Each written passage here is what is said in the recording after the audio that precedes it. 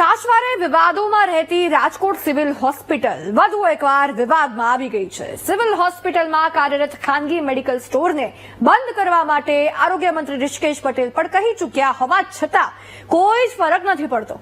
અને સાહેબ, ફરક પડે પણ કેમ? કારણ કે આ મેડિકલ તો ભાજપના જ નેતાના ભાઈની છે। તો લાગે છે કે અહીંયા પણ ઘર કી મુર્ગી દાલ બરાબર જેવી જ સ્થિતિ છે। જોઈએ રિપોર્ટ।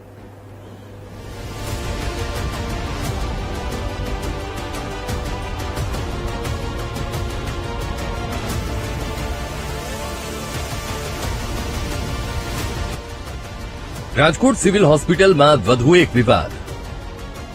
હોસ્પિટલમાં આવેલા મેડિકલ સ્ટોરથી રાજકારણ તેજ। છેલ્લા 9 વર્ષથી મેડિકલ સ્ટોર માટે નથી બહાર પાડ્યું ટેન્ડર। આરોગ્ય મંત્રીના આદેશોની પણ એસી તેસી કરતા સંચાલકો। રાજકોટ સિવિલ હોસ્પિટલ વધુ એક વખત વિવાદોમાં આવી છે। સિવિલ હોસ્પિટલના પરિસરમાં આવેલી ખાનગી મેડિકલ સ્ટોરને લઈને ફરી વિવાદ થયો છે। આ મેડિકલ કોઈપણ ટેન્ડર પ્રક્રિયા વિના છેલ્લા 9 વર્ષથી ધમધમી રહી છે। મેડિકલ ચલાવવા માટે 2015માં જ ટેન્ડર પૂર્ણ થઈ ચૂક્યું છે। તેમ છતાં કોઈ પણ પ્રક્રિયા કે રોકટોક વિના બિંદાસ્ત સિવિલ પરિસરમાં મેડિકલ ચાલી રહ્યું છે। તો બીજી તરફ સિવિલ હોસ્પિટલમાં પૂરતી માત્રામાં દવાઓ ન હોવાથી ડોક્ટર્સ પણ દર્દીઓને દવા લેવા માટે મેડિકલમાં મોકલી રહ્યા છે। ભાઈ, આ તો સિવિલ હોસ્પિટલ છે ને, તો પછી દર્દીઓ રૂપિયા આપીને દવા કેમ ખરીદી રહ્યા છે? हाँ, मेडिकल में से लिया, अंदर से 2 दवा दिया, बाकी एक दवा बाहर से लिख दिया, तो यहाँ से लिया आके। अंदर क्या बोले नहीं है ना, यहाँ पे नहीं है दवा, अरे बाहर से ले लो। यहाँ बाहर खानगी मेडिकल में से लिया। हाँ, खाने यहाँ यहाँ 50 रुपए का लिया, अलग से लिया। अंदर नहीं है दवा। अंदर बोले दवा नहीं है, वो तो यहाँ से टिक मार दिया है, ये दवा बाहर से ले लो।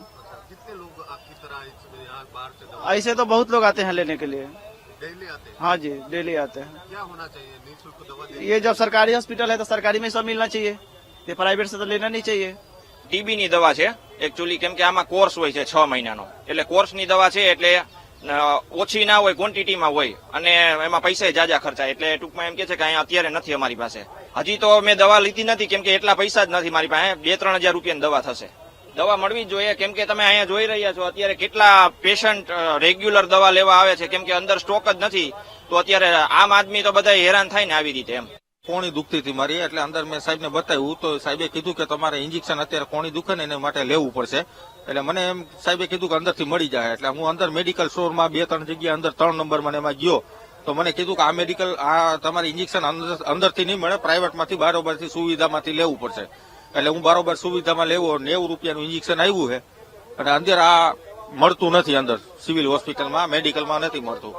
એ લોકો કાયદેસર દવો તો સરકારી હોસ્પિટલની અંદર આ બધી દવાની સુવિધા ગરીબ માણસો માટે હોવી જોઈએ, પણ અત્યારે દવાની નથી, એના હિસાબે અમારે પ્રાઇવેટમાંથી પૈસા દઈને લેવું પડે। સિવિલ પરિસરમાં ચાલતા મેડિકલ સામે કોંગ્રેસે સવાલો ઉઠાવ્યા છે। કોંગ્રેસ નેતા સંજય લાખાણીનું કહેવું છે કે અમે મેડિકલની જાણકારી માટે સિવિલ હોસ્પિટલને આરટીઆઈ કરી હતી, જેમાં અનેક ખુલાસા થયા છે। ત્યારે કોના આશીર્વાદથી મેડિકલને ઊણી આંચ નથી આવતી તે સૌથી મોટો સવાલ છે। સિવિલ સુપ્રિન્ટેન્ડન્ટે પણ મેડિકલ બંધ કરવાના આદેશ આપ્યા છે, છતાં મેડિકલ સંચાલકો બેફામ રીતે મેડિકલ ચલાવી રહ્યા છે। અગાઉ પણ અમે એ લોકોએ આપને જણાવ્યું હતું કે 2006 ની અંદર સુવિધા મેડિકલ સ્ટોરનું ટેન્ડર બહાર પાડવામાં આવ્યું હતું, અને 2009 ની અંદર આ ટેન્ડરની આવરદા પૂરી થઈ ગઈ હતી, જે ટેન્ડરની અંદર ક્લિયર કટ મેન્શન થયું હતું કે આ પછી કોઈ પણ સંજોગમાં એક્સટેન્ડ નહીં કરી શકાય। તે છતાં પણ આ લોકોએ રીટેન્ડરિંગના નામે 2016 સુધી હલાવ્યું, ને 2016 પછી મૌખિક સૂચના હેલ્થ કમિશનરની આપી છે એવું જણાવીને આજ સુધી હવાલામાં આવ્યું। પછી અમારા લોકોની બધી રજૂઆત કરતા બધા સુપ્રિન્ટેન્ડન્ટમાં એમાં છેલ્લે જે મોનાલીબેન માકડી આવ્યા એને પહેલા દિવસથી જ આનો અભિગમ ઉપાડી ને બધા પ્રયત્ન કર્યા કે નવું ટેન્ડરિંગ થાય, એ માટે થઈને એની બધા પ્રયત્ન એ લોકોના જે ડિપાર્ટમેન્ટમાંથી પરમિશન લેવાની હોય, પણ પછી જયારે શનિવારે આપણા આરોગ્ય મંત્રી શ્રી ઋષિકેશભાઈ પટેલની રૂબરૂ મુલાકાત દરમિયાન તેની એવું જણાવેલ કે આ મેડિકલ સ્ટોર તુરંત બંધ કરી દેવામાં આવે।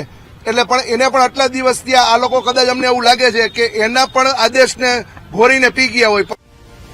તો સિવિલ હિસાબી અધિકારી ડોક્ટર મહેન્દ્ર ચાવડા કહી રહ્યા છે કે ટેન્ડર 2015માં બહાર પાડવામાં આવ્યું હતું, ત્યાર પછીથી દર વર્ષે 20%ના ભાવ વધારા સાથે મેડિકલ ચાલી રહ્યું છે।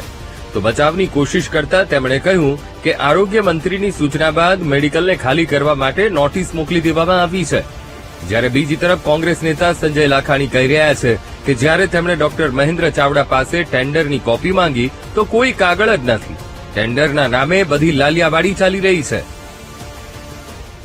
કંઈક ટેન્ડર થયેલું હતું ત્યારે હું અહીંયા હતો નહીં. મેં અત્યારે માહિતી લીધી છે અને આપ સૌને ખ્યાલ છે એ રીતે કે હેલ્થ મિનિસ્ટર શ્રીના ધ્યાનમાં આવતા અમને એમની સૂચના મળેલી છે કે ભાઈ આ મેડિકલ સ્ટોર છે એમને ખાલી કરાવો. એટલે અમે એ મેડિકલ સ્ટોરને નોટિસ પાઠવી દીધેલી છે અને એ ટૂંક સમયની અંદર મેડિકલ સ્ટોર ખાલી થઈ જશે અને અમે એને જનઔષધિ પ્રધાનમંત્રી જનઔષધિ સ્ટોરને સોંપી દઈશું. ત્યાં સુધી દર વર્ષે ધારો કે ટેન્ડર ન થાય ત્યાં સુધી 20% વધારાનો ભાવ આપી અને એમને ચલાવવામાં આપ્યું છે. એટલે સરકારને કે સિવિલ હોસ્પિટલને એમાં કોઈ બીજો ગેરફાયદો નથી થયો. વધારે 20% ભાવ આપ્યો. ધારો કે ₹1,00,000 હોય તો હવે નેક્સ્ટ યર 1,20,000 રૂપિયા ભાડું આપીને ચલાવી શકે એ રીતનું એક કંઈક છે ક્લોઝ. અમે એમને નોટિસ આપી દીધી છે. હવે તો કોઈ ચાલુ રાખવાનો સવાલ નથી. ભૂતપૂર્વ આરએમઓ ને અત્યારના accounts officer doctor Mahendra Chavda એની મને એવું કીધું કે ભાઈ આ તો ટેન્ડર મુજબ આને 3 મહિનાનો સમય આપવો પડે. એટલે મેં કીધું ક્યાં આધારે 3 મહિનાનો? તો કે ટેન્ડર. મેં કીધું ટેન્ડર તો 2009માં પૂરું થઈ ગયું છે, તો ક્યાં ટેન્ડરના આધારે? તો કે ના ટેન્ડર ચાલુ છે. એટલે મેં કીધું કે તો તમે અમને ટેન્ડરની કોપી આપો. તો ટેન્ડરની કોપી છે નહીં. ખરેખર આ બધું હલાવી એ લોકોને સમય આપી ને એ માટે થઈને એ લોકોએ લીગલ કાયદેસરની કાર્યવાહી માટે પણ વકીલનો પણ સંપર્ક કર્યો છે. સિવિલ હોસ્પિટલમાં રહેલું સુવિધા મેડિકલ સ્ટોર પૂર્વ કેન્દ્રીય મંત્રી વલ્લભ કથિરિયાના ભાઈ છગન કથિરિયા ચલાવતા હોવાનું સામે આવ્યું છે. તો આ મેડિકલમાંથી સિવિલ હોસ્પિટલ પણ વર્ષે લાખો રૂપિયાની દવા ખરીદતી હોવાની વિગતો પ્રકાશમાં આવી છે. છેલ્લા 9 વર્ષથી ચાલતા મેડિકલ સ્ટોરનું ટેન્ડર રિન્યુ કરવામાં આવ્યું નથી. ત્યારે કોની મહેરબાનીથી આ મેડિકલ ટેન્ડર વિના ધમધમી રહ્યું છે તે ચર્ચાનો વિષય બન્યો છે. Bureau report, VTV news. Rajkot civil hospital ફરી એકવાર વિવાદમાં આવી છે. કારણ છે એની અંદર ચાલતું ખાનગી મેડિકલ સેન્ટર. એટલે એમાં એવું છે, મેડિકલ જે ફાર્મસીસ્ટ ચાલે છે ત્યાં ટેન્ડર નથી છતાં પણ વારંવાર એને રદ કરવાનું, એને બંધ કરવાનું કહેતા એ હજી પણ ચાલુ જ જોવા મળી રહ્યું છે. આરોગ્ય મંત્રી દ્વારા કહેવામાં આવ્યું, સિવિલ સુપ્રિન્ટેન્ડન્ટ દ્વારા પણ કહેવામાં આવ્યું. લોકો મથી રહ્યા છે કે આ મેડિકલ સ્ટોર, ખાનગી મેડિકલ સ્ટોર બંધ થાય, પણ એ નથી થતો. કારણ કે એના ઓનરને એમ લાગે છે કે ભાઈ અમારી તો રાજકીય સાંઠગાંઠ છે, અમે તો નેતાના ભાઈ છીએ, એટલે અમને જે અમારું કોઈ કઈ નહીં બગાડી શકે, મન ફાવે અમે કરીશું, અમે અમારો નફો કમાઈ લઈશું. તમે ભલે આવીને અમને કહો કે બંધ કરો, અમને કઈ ફરક નહીં પડે, કારણ કે અમે ભાજપ નેતાના ભાઈ છીએ. આવું જ થયું છે. વારંવાર થતી લાલિયાવાડીનું રિપોર્ટિંગ થાય છે. વારંવાર આવી રીતના આ ટેન્ડર નથી એનું પાસ થયેલું છતાં પણ આ ખાનગી મેડિકલ સ્ટોરને લઈને વિવાદ ઉભો થયેલો છે. અનેકવાર રજૂઆતો કરવામાં આવી છે, વિપક્ષ પણ વિરોધ કરે છે, જનતા સુધી આ વાત પહોંચે પણ છે, પણ ખબર નહીં કેમ કામ નથી થતું. આરોગ્ય મંત્રી સ્વયં કહેતા હોય કે બંધ કરો, તો શું કામ બંધ નથી કરતા? શું કામ એટલી હિંમત આવી ગઈ છે ભાજપ નેતાના ભાઈને કે મંત્રી કહે છે, આરોગ્ય મંત્રી કે આ નહીં ચાલે તમારો મેડિકલ સ્ટોર અહીંયા, છતાં પણ ધંધો કરે છે ત્યાં? સૌથી મોટો સવાલ અહીંયા એ થાય, આ આકરા સવાલ થાય. કારણ કે જનતાના સ્વાસ્થ્યને લઈને પણ ક્યાંક આપણે જોઈએ છે ને કે મેડિકલ સ્ટોર, ખાનગી મેડિકલ સ્ટોર સિવિલમાં ચાલતો હોય તો જનતાને એવી દવાઓ પકડાવે કે ખૂબ મોંઘી હોય. જનતા શું કામ હેરાન થાય? અને ટેન્ડર પ્રક્રિયાની નથી થઈ તો પછી શું કામ આ ધમધમે છે મેડિકલ સ્ટોર? તે સૌથી મોટો સવાલ. VTV ન્યૂઝ તો અવાજ ઉઠાવી રહ્યું છે, સવાલ કરી રહ્યું છે. હવે મંત્રીજી, આરોગ્ય મંત્રીજી એમ કહે છે કે ભાઈ બંધ કરી દો, અને પછી બંધ નથી થતું, તો આગળ કંઈ થતું નથી, તો શું કામ નથી થતું? આટલી રજૂઆતો, આટલો વિરોધ, મીડિયાનો સહારો, છતાં કેમ કંઈ નથી થતું?